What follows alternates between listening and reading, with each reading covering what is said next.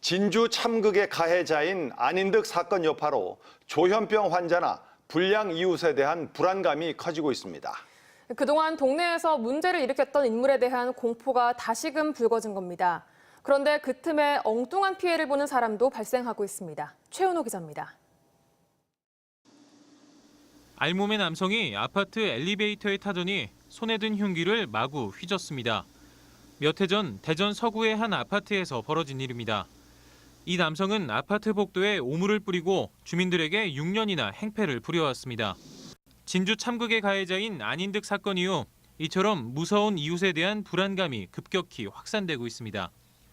최근 SNS에 화제가 된 게시물입니다.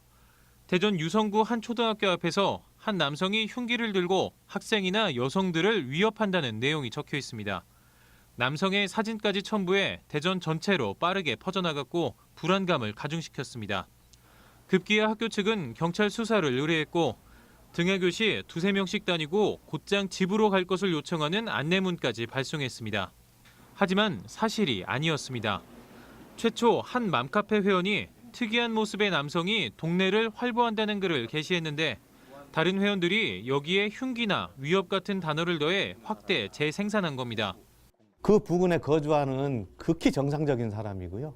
피해 사실 없고 그 사람하고 같이 조우하거나 같이 대화 나누는 사람도 없습니다. 조현병 환자에 대한 공포가 확산되다 보니 애꿎은 사람까지 피해를 보는 상황입니다. 전문가들은 안인득처럼 심각한 환자는 적극 관리하는 게 맞지만 모든 조현병 환자가 범죄를 일으키지 않는다며 막연한 두려움 때문에 거짓 정보를 더하거나 편견을 가져서는 안 된다고 말합니다. 조상권 침해도 발생할 수 있고요. 사실이 아닌 것들을 유포함으로써 명예훼손죄에 걸릴 수도 있고요. 확실하지 않은 사실을 게시할 때는 시민 여러분들의 주의가 꼭 필요하다고 생각이 됩니다. 현재 대전시에 등록된 정신질환자는 3,100여 명 정도.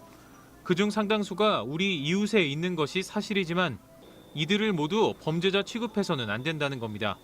TJB 최은호입니다.